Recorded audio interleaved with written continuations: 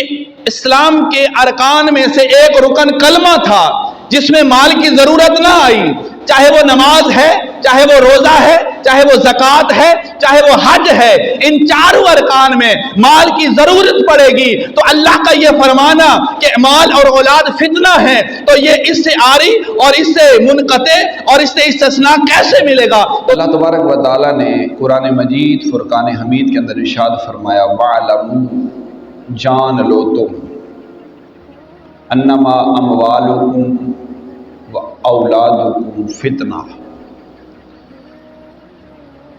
اے مومنو جان لو تم کہ جو تمہارے مال ہیں، تمہاری اولاد ہے، یہ تمہارے لیے فتنہ ہے۔ مال کو بھی فتنہ قرار دیا رب ذوالجلال نے، اولاد کو بھی فتنہ قرار دیا کہ تمہارے مال بھی تمہارے لیے فتنہ ہے، تمہاری اولاد بھی تمہارے لیے فتنہ ہے۔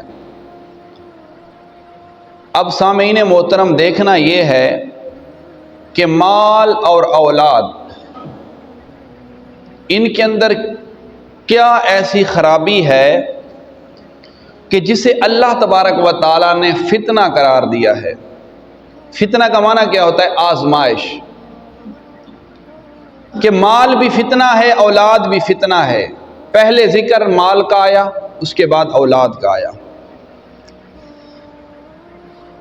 اگر ہم اسے اس طرح بیان کریں کہ رب کا جو فرمان ہے کہ یہ مال بھی فتنہ ہے، اولاد بھی فتنہ ہے، تو کیا ہم مال کو بھی چھوڑ دیں، اولاد کو بھی چھوڑ دیں؟ ذہن میں تو یہی بات آ رہی ہے نا کہ اللہ کا فرمان ہے کہ یہ مال اولاد فتنہ ہے، تو کیا ہم مال کو اولاد کو چھوڑ دیں؟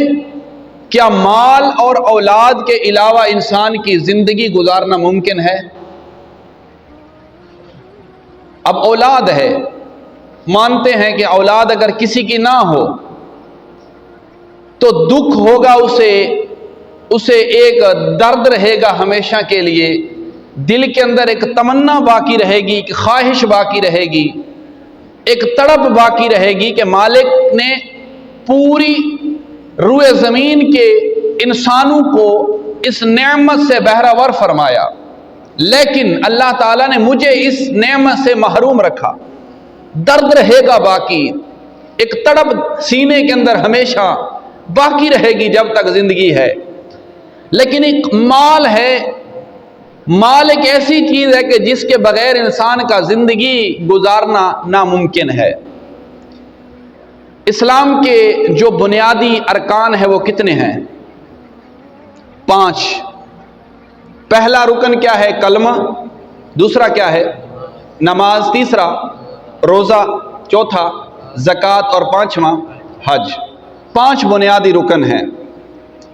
ان 5 ارکان میں اگر ہم غور کریں تو ان میں 5 میں سے ایک رکن ہمیں ایسا نظر آتا ہے کہ جو مال کے بغیر اس رکن کو ہم ایزیلی، آسانی کے طور پر حاصل کر سکتے ہیں، اس رکن پر عمل کر سکتے ہیں، اور وہ سب سے پہلا رکن ہے، وہ ہے کلمہ۔ کلمہ پڑھنے پر تو کسی کا مال نہیں لگتا، لگتا ہے؟ نہیں لگتا۔ کلمہ ایک ایسا رکن ہے کہ جو بالکل مفت میں مل جاتا ہے، جو بھی اسے حاصل کرنا چاہے، جو بھی اس پر عمل کرنا چاہے، جو بھی اسے اپنے اوپر لاگو کرنا چاہے، تو کلمہ ایک ایسی چیز ہے جس کے اندر نہ کوئی مال لگتا ہے، نہ کوئی دولت لگتی ہے، نہ کوئی زر لگتا ہے، نہ دنیا کی کوئی چیز خرچ کرنی پڑتی ہے۔ بس جو بھی اس کلمے کا پڑھنے کا ارادہ کرتا ہے، جب اپنی زبان پر ان کلمات کو سجا لیتا ہے، وہ کلمات چاہے لا الہ الا اللہ محمد الرسول اللہ کے ہو، یا اشہد ان لا الہ الا اللہ واشہد ان محمد عبدہ ورسولہ کے ہیں، وہ سارے کلمات جس وقت انسان اپنی زبان پر سجاتا ہے تو اسے دنیا کے یا آخرت کے یا کسی بھی چیز کے ایسے کام کی ضرورت نہیں پڑتی کہ جس سے اس کے مال کے اندر کمی آئے، زر کے اندر کمی آئے، دولت کے اندر کمی آئے۔ نہیں، بلکہ یہ ایک ایسی دولت ہے جو بغیر مال کے اور بغیر زر کے انسان کو نصیب ہو جاتی ہے۔ اب کو میری بات کی سمجھ آ رہی ہے نا؟ میں چاہ رہا ہوں کہ میں آپ کو علیحدہ علیحدہ بالکل اسے مختلف کر کے اور اسے جدا جدا کر کے سمجھانے کی کوشش کروں۔ پہلا رکن کیا میں نے بتایا؟ کلمہ، جو بغیر مال کے مل جاتا ہے۔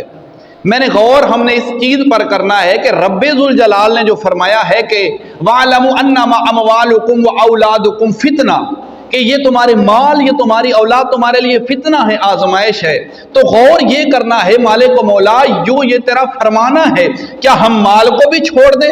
کیا ہم اولاد کو بھی چھوڑ دیں؟ تو نہ مال کے بغیر زندگی اس طرح جینا ممکن ہے، بلکہ یہ لامحال ہے، اس کے اندر بالکل ہی کسی قسم کی کوئی شک اور شبے والی بات نہیں ہے کہ مال کے بغیر انسان زندگی نہیں گزار سکتا، نہ ہی انسان جی سکتا ہے۔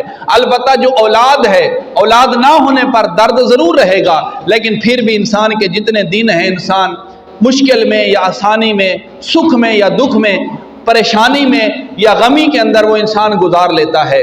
تو میرے دوستو عزیزان محترم، میں نے جو بات عرض کی ہے، اسلام کے 5 بنیادی ارکان میں سے پہلا رکن کلمہ ہے۔ کلمہ انسان بغیر مال کے حاصل کر سکتا ہے۔ اس کے آگے آ گئی ہے نماز۔ کیا نماز بغیر مال کے انسان عمل کر سکتا ہے؟ بغیر مال کے بتائیں، نہیں کر سکتا۔ ظاہری طور پر تو یہی ہے نا کہ نماز پر کوئی مال نہیں لگتا، لیکن لگتا ہے۔ کیوں لگتا ہے؟ کہ نماز کے لیے ستر عورت کا ہونا ضروری ہے۔ ستر عورت کا معنی ہے کہ اپنی شرمگاہ کو چھپانا۔ تو شرمگاہ چھپانے کے لیے کپڑے کی ضرورت پڑے گی، تو کپڑا خریدنے کے لیے مال زر کی ضرورت پڑے گی، تو جسم کو ڈھانپنے کے لیے، نماز کو ادا کرنے کے لیے بھی مال کی ضرورت ہے۔ پھر آگے چلتے ہیں، نماز ہے، پھر آگے کیا ہے جی؟ زکوٰۃ۔ اب زکوٰۃ ہے، یہ زکوٰۃ ہر ایک پر فرض نہیں ہوتی۔